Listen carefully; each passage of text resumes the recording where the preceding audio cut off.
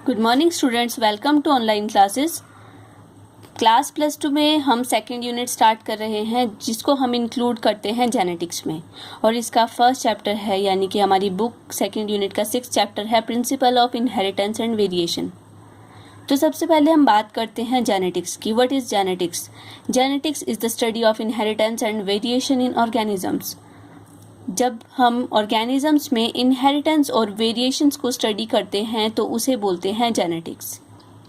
तो जेनेटिक्स में बेसिकली हम दो चीज़ों को स्टडी करते हैं, एक है इनहेरिटेंस, दूसरी है वेरिएशन। तो इनहेरिटेंस क्या है? The process of transmission of characters from one generation to another is known as inheritance. कि एक जनरेशन से दूसरी जनरेशन में जो कैरेक्टर्स ट्रांसमिट होते हैं उस प्रोसेस को हम बोलते हैं इनहेरिटेंस और हेरिडिटी। अब वेरिएशंस क्या है? वेरिएशंस अगर हम सिंपली बात करें तो इनहेरिटेंस के दौरान जो भी चेंजेस आते हैं उसे बोलते हैं वेरिएशन।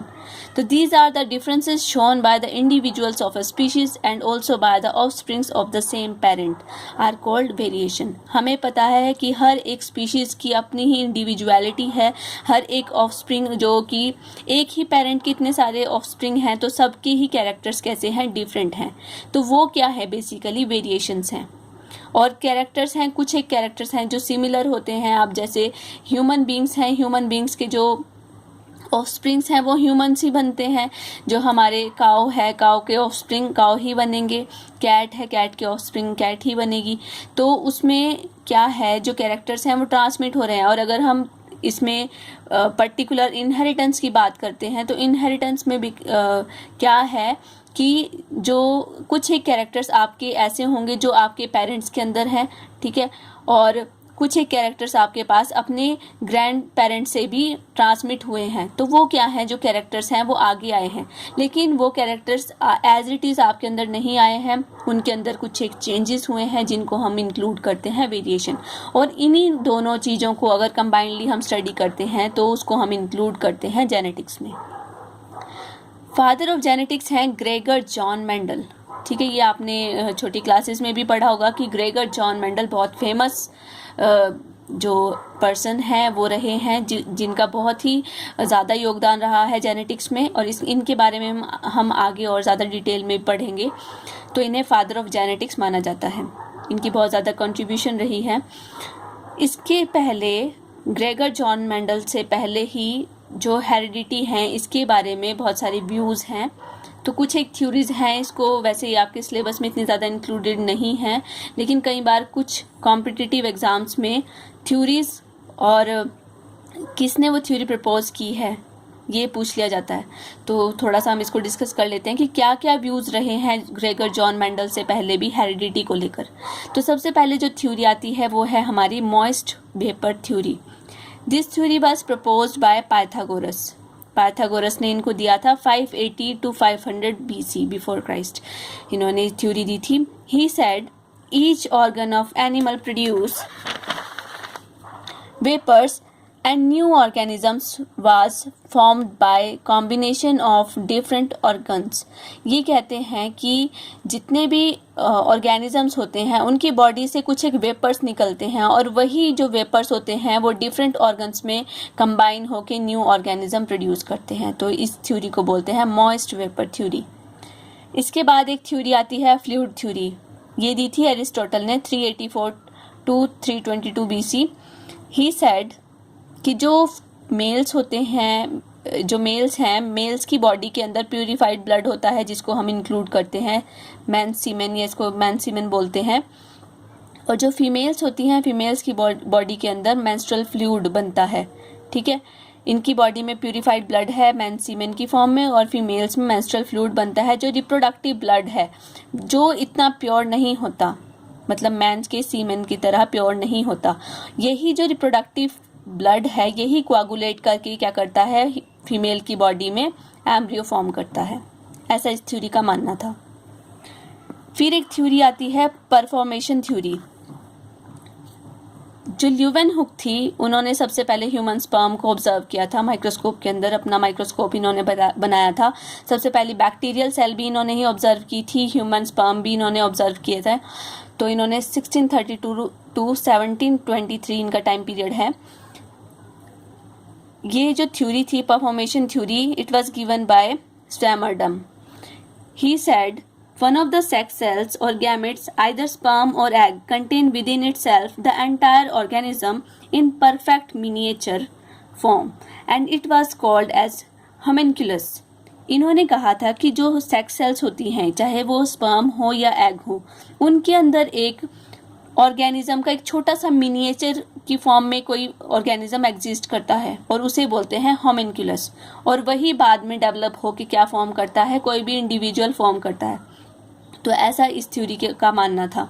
तो इस थ्योरी में जैसे ये है होम्युनक्यूलस, जैसे स्पर्म है, स्पर्म के अंदर ही ये एक पर्सन की जो शेप है वो यहाँ पे दिखाई जा रही है कि एक पर्सन का पूरा मिनिएचर इस हमारी जो गैमेट्स हैं, हमारी जो सेक्स सेल्स होती हैं, उनके अंदर प्रेजेंट होता है और यही बाद में इंडिविजुअल फॉर्म करता है.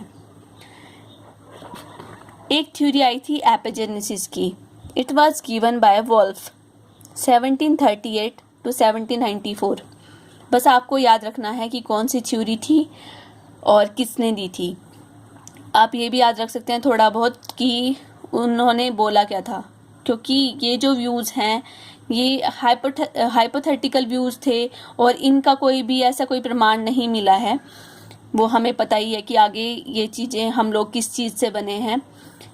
तो एपिजेनेसिस थ्योरी जो दी थी, उन्होंने कहा था many factors such as tissues and organs appeared during the development of one organism which were not present in its original formation. ठीक है.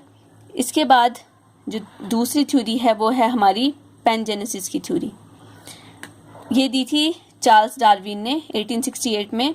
इन्होंने बोला था very small exact but invisible copies of each body organs and components were transported by bloodstream to the sex organs and there assembled into the gametes.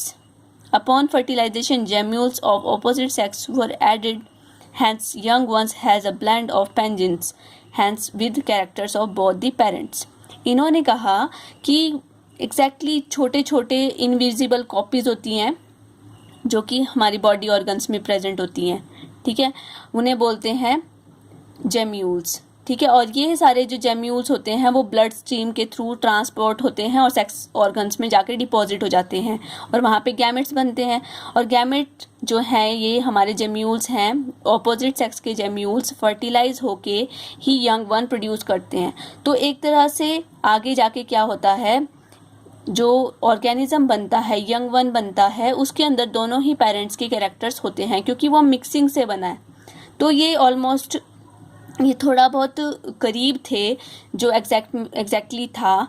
तो इनका भी मानना था कि कुछ गैमेट्स जैसा कुछ है जो एग्जिस्ट करता है या कुछ एक स्ट्रक्चर्स हैं जो कि ट्रांसपोर्ट होते हैं, सेक्स ऑर्गन्स तक पहुंचते हैं और फर्टिलाइजेशन से वो ब्लेंड होके एक नया ऑर्गेनिज्म प्रोड्यूस करते हैं जिसके अंदर दोनों कैरेक्टर्स प्रेजेंट होते हैं. इसके बाद आई थी theory of continuity of germ plasm. ये बहुत इंपॉर्टेंट थ्योरी है. इसमें कंपटीशन में पक्का ही आ जाता है कि जर्म प्लाज्म की थ्योरी किसने दी थी, क्योंकि इससे पहले कहीं भी जर्म प्लाज्म का कंसेप्ट नहीं था.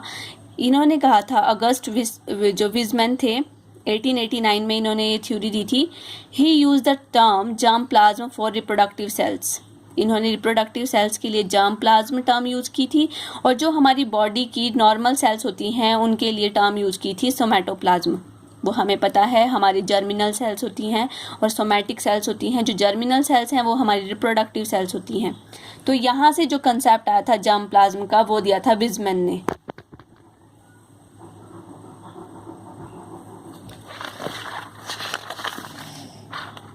He said that germ plasm is transmitted from one generation to another. इन्होंने बोला कि जो जर्म प्लाज्म है वो एक जनरेशन से दूसरी जनरेशन में ट्रांसमिट होता है. तो ये थोड़ी सी थ्योरीज थी जिसमें बस आपको याद रखना है कि कौन सी थ्योरी किसने दी थी और थोड़ा सा आइडिया आपको होना चाहिए कि उस थ्योरी में एक्चुअल में कहा क्या गया था. फिर आती है हमारी मेन जो आपका कंसेप्ट स्टार्ट होता है जेनेटिक्स का, वो है मेंडेलियन जेनेटिक्स. ठीक है, यहाँ से स्टार्ट होता है. तो सबसे पहले हम मेंडल के बारे में थोड़ा देख लेते हैं. Gregor John Mendel is known as father of genetics because he was the first to demonstrate the mechanism of transmission of characters from one generation to other. Gregor John Mendel को father of genetics कहा जाता है क्योंकि सबसे पहले उन्होंने ही demonstrate किया था कि जो कैरेक्टर्स हैं वो किस तरह से ट्रांसमिट होते हैं। उसका जो मैकेनिज्म था वो ग्रेगर जॉन मेंडल ने ही डेमोन्स्ट्रेट करके दिया था। He also gave basic laws of inheritance. इन्होंने लॉज ऑफ इनहेरिटेंस दिए थे जिसने जेनेटिक्स की फाउंडेशन बनाई थी। ठीक है, क्योंकि ज़्यादातर जो हमारी जेनेटिक्स है वो उन्हीं लॉज पे बेस्ड है। बाद में उनकी लिमिटेशंस भी आई थी, लेकिन एक तरह से फाउंडेशन इन्होंने ही तैयार करके दी थी जिसमें बाद में रिसर्च हुई और मॉडिफिकेशन हुई। अब थोड़ा ग्रेगर जॉन मेंडल के बारे में देखते हैं। Mendel was born in Silesian, a village in Heinzendorf in 1822। 1822 में इनका जो जन्म था वो सिलिसियन विलेज जो हेंजेंडॉर्फ में है, एक पुअर फैमिली में हुआ था। After getting his early education at home and preparatory school, he joined on Augustinian monastery of St. Thomas at Brunn. इन्होंने जिनकी अर्ली एजुकेशन थी वो इनकी थोड़ी घर पे हुई थी। उसके बाद जो इनका गांव में ही स्कूल था वहाँ पर ये गए और वहाँ पर अपनी बेसिक एजुकेशन को पाकर ये जो ऑगस्टिनियन मोनेस्ट्री थी वहाँ सेंट थॉमस में ब्रन के अंदर, जो ब्रन है ये ऑस्ट्रिया में था लेकिन अब ये चेकोस्लोवाकिया में है। ठीक है, अब इसका नाम ब्रूनो कर दिया गया है। ठीक है, तो 1843 में इनकी एजुकेशन के बाद ये वहाँ पर चले गए। वहाँ पर जाकर ये प्रिस्ट बन गए। He became priest in the monastery in 1847। 1847 में वहाँ जाके प्रिस्ट बन गए। He was sent to university of Vienna, Austria में। फिर ये यूनिवर्सिटी ऑफ वियना में चले गए। वहाँ पर जाकर इन्होंने फिजिक्स पढ़ा, मैथमेटिक्स पढ़ा और नेचुरल साइंसेस की जो डिग्री थी वो ली। वहाँ पर क्या था, there he was influenced by French Unger and Christian Doppler. दो साइंटिस्ट थे मेन, फ्रेंच अंगर, ठीक है, और क्रिश्चियन डॉपलर। डॉपलर इफेक्ट देखा है आपने फिजिक्स का, ठीक है, और ये बायोलॉजिस्ट हैं। इनके कांटेक्ट में आए, इनकी इन्फ्लुएंस में आए। He also picked up the knowledge from Kolreuter and Gartner's hybridization experiment.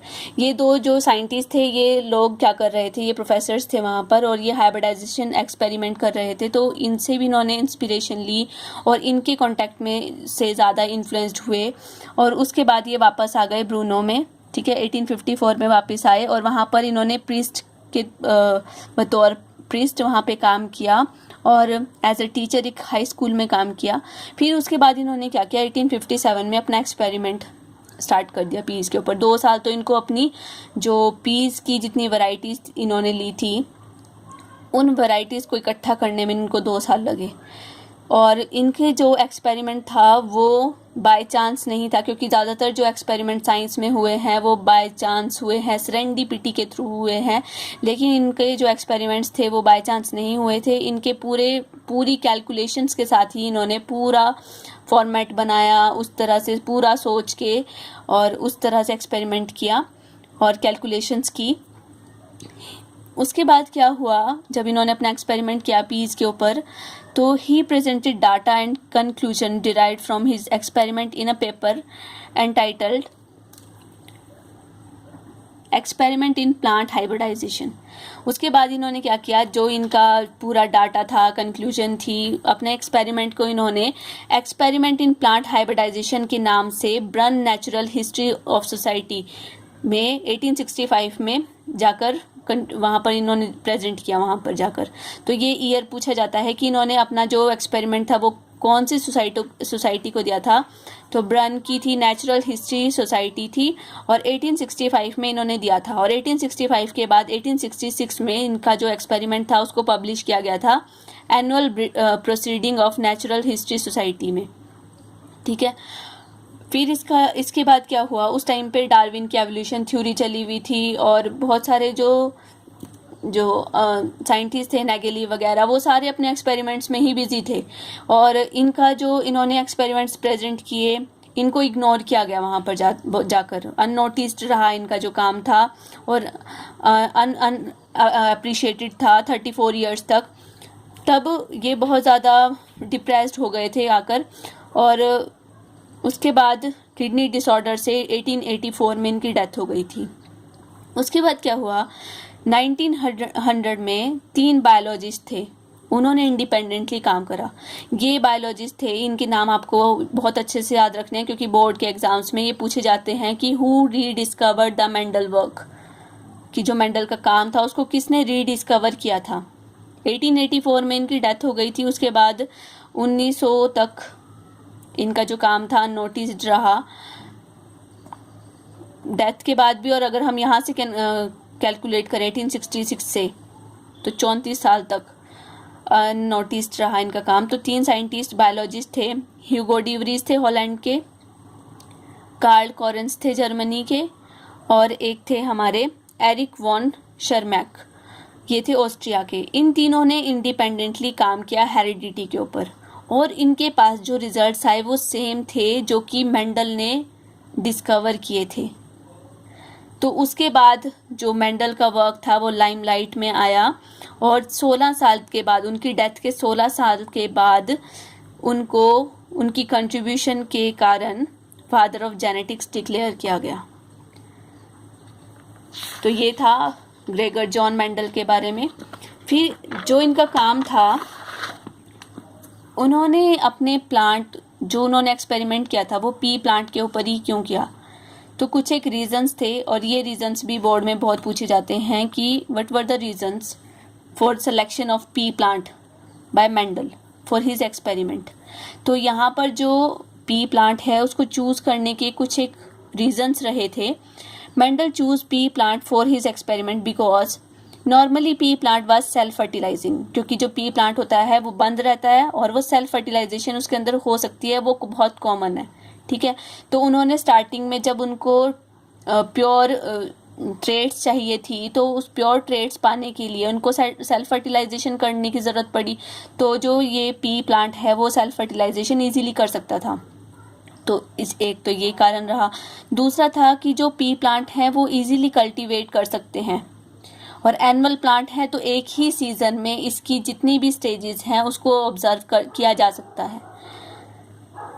फिर जो पी के जितने भी कैरेक्टर्स हैं वो इजीली डिटेक्टेबल हैं, इजीली हम उसको देख सकते हैं कि पी प्लांट में जो जो कैरेक्टर्स उन्होंने लिए थे वो इजीली डिटेक्टेबल थे।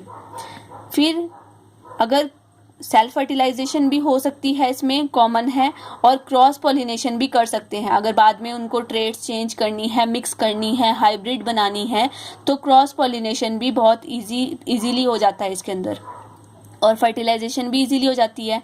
तो क्रॉस पॉलिनेशन इजी थी, तो ये भी इनके लिए बहुत ही हेल्पफुल रहा।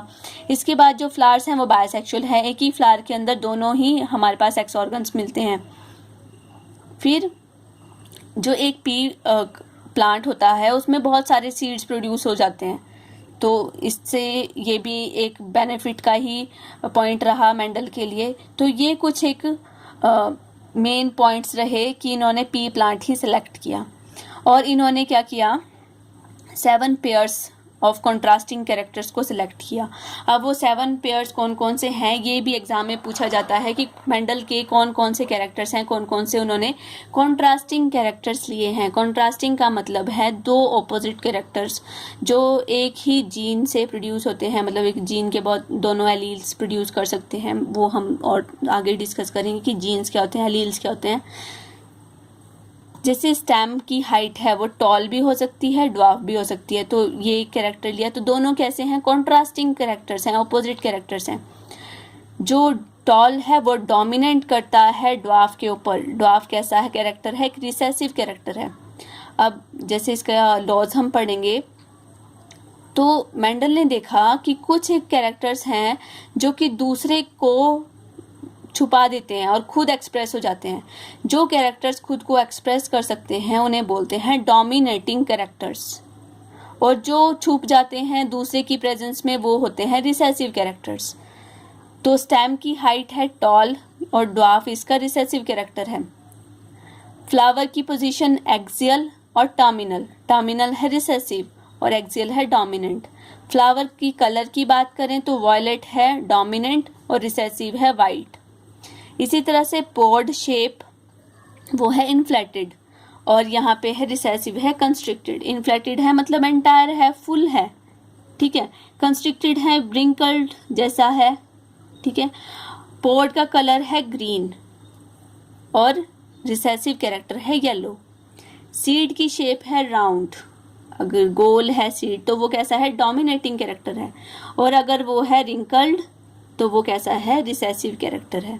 इसी तरह से सीड का कलर अगर है येलो तो वो है डोमिनेंट कैरेक्टर, अगर सीड का कलर है ग्रीन तो वो है रिसेसिव कैरेक्टर। तो ये मेन 7 कैरेक्टर्स थे जो मेंडल ने लिए थे अपने एक्सपेरिमेंट के लिए। इसके बाद हम डिस्कस करेंगे कि मेंडल का जो एक्सपेरिमेंट है उन्होंने क्या क्या काम किया था और उनके जो मेन लॉज हैं, कौन कौन से 3 लॉज उन्होंने दिए थे, उन लॉज के बारे में हम और ज़्यादा डिटेल में करेंगे। Thank you class.